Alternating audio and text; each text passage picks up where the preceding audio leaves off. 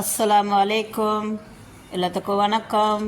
பிஸ்மில்லா. வாங்க, இன்றைக்கி வந்து பாருங்கள், ஃப்ரைட் ரைஸ், எக் சிக்கன் போட்டு ஃப்ரைட் ரைஸ் பண்ணியிருக்கிறோம். வாங்க, பிஸ்மில்லா. சூப்பராக இருக்கும். வீட்லேயே ஃப்ரைட் ரைஸ் பண்ணலாம். அதுக்கு தேவையான பொருள் என்ன தெரியுங்களா? பீன்ஸு கொஞ்சம், கேரட்டு, ஒரு 4 முட்டை, கொஞ்சம் சிக்கன் இருந்தால் சிக்கன் இடுங்க, சிக்கன் இல்லைன்னா பிரச்சனை இல்லை. அப்புறம் பச்சை மிளகா வந்து நீட்டை வாக்கில் வெட்டிக்கோங்க. அப்புறம் சோயா சாஸு, காலிஃப்ளவர் இருந்தால் காலிஃப்ளவர் போடலாம். இந்த கேரட்டு, காலிஃப்ளவரு, கேபேஜ் இதெல்லாம் வந்து நீல வாக்கில் வெட்டி எடுத்து வச்சுட்டு கொஞ்சோண்டு பட்டர் போட்டு இந்த வெஜிடபிள் எல்லாம் ஆஃப் பாயில், சும்மா அரை வேக்காடாக, ரொம்ப வேகக்கூடாது, அரை இதாக வேக்காடு வெந்த பிற்பாடு அதுக்கப்புறம் என்ன பண்ணுங்கள், சோயா சாஸ் ஊற்றுங்க. சோயா சாஸ் ஊற்றிட்டு எல்லாம் மிக்ஸ் பண்ணிவிட்டு, சாதம் இங்கே வந்து நல்லா முக்கால் பதத்துக்கு வடிச்சிருக்கணும்.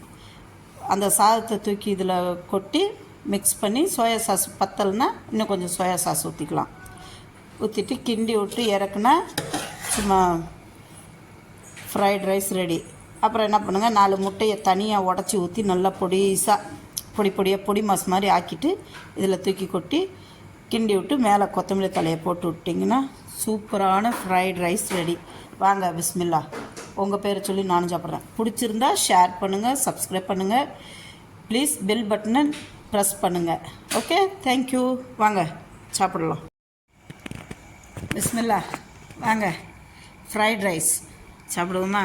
சூப்பராக இருக்கும் ஃப்ரைட் ரைஸ். இங்கே பாருங்க, ஃப்ரைட் ரைஸ்.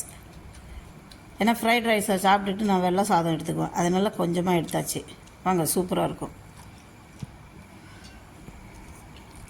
பிஸ்மில்லா.